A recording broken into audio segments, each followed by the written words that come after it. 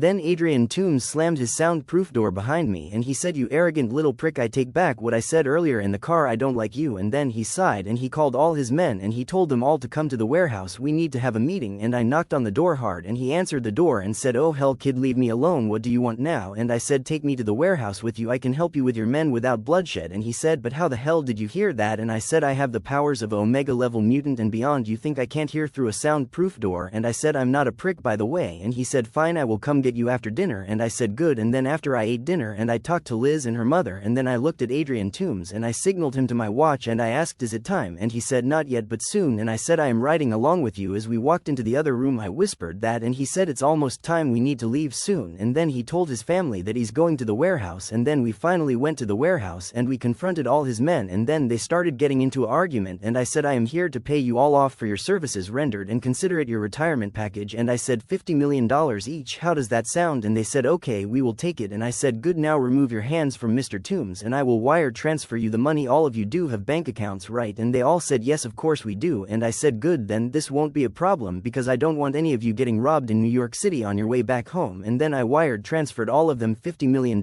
and they all said, "Pleasure doing business with you." And they all shook my hand and they said, "You have a nice day kid." And I said goodbye. And then Adrian Toombs and I had a talk after they were all gone and he said, "You paid them a lot less than me." And I laughed and said, "I am not paying those people $500 million.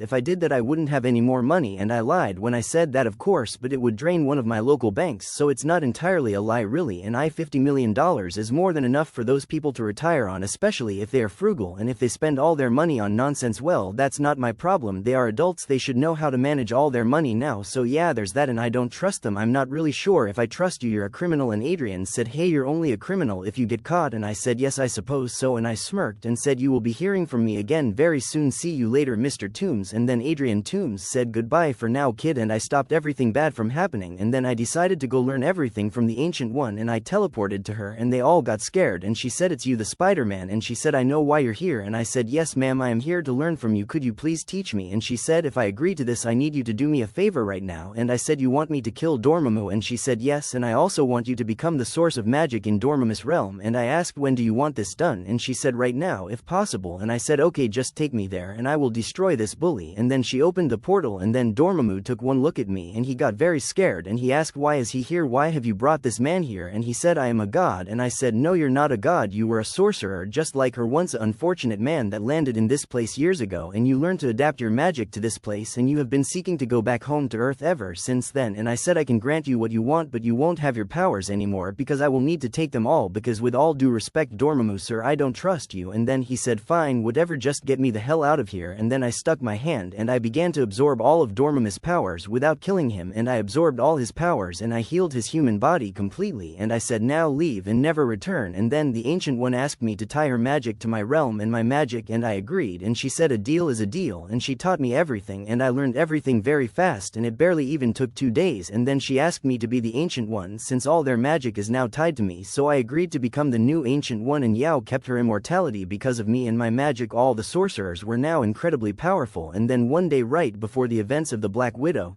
Guardians of the Galaxy 2 and Avengers Infinity Wars, Jean Grey came to my house when my parents weren't at home and she had sex with me.